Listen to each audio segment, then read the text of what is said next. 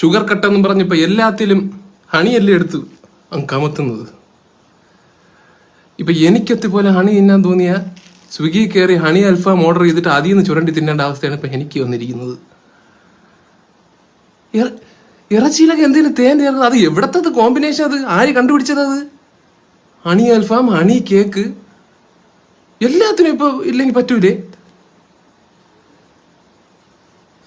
Okay, ഇതിൻ്റെ ഒരു medicinal ഇത് തൊണ്ടയ്ക്ക് നല്ലതാണെന്ന് ഓക്കെ.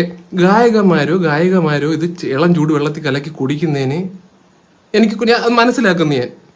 സിത്താര കൃഷ്ണകുമാറോ വിധു പ്രതാപോ ഇത് കുടിക്കുന്നതിന് ഞാൻ ഓക്കെ, എനിക്ക് പ്രശ്നമില്ല. പക്ഷെ ഈ ബാക്കി കിഴങ്ങേശ്വരന്മാർ ഇത് എന്തിന് ഇത്? അല്ലാതെ തേനെടുത്ത് കമത്താൻ നിൽക്കരുത് ഒന്നിനും. ഈ സ്കിൻ കെയർ എന്ന് പറഞ്ഞിട്ട് മുഖത്തൊക്കെ തേക്കുന്ന എന്തിന്? ഓവറല്ലേ അത് ഇത്തിരി പോലും? ഞാൻ ഈ ലോകത്തുള്ള കണ്ട പൂവെല്ലാം തെണ്ടി നടന്ന്, പൂവില്ല ഒന്നും അതിപ്പോ അറിയാമല്ലേ, ചെടിയും പൂവൊക്കെ വെട്ടി നശിപ്പിക്കാനല്ലേ അതിനൊക്കെ അറിയാം, നട്ടുപിടിപ്പിക്കുന്ന പരിപാടി ഇല്ലല്ലേ.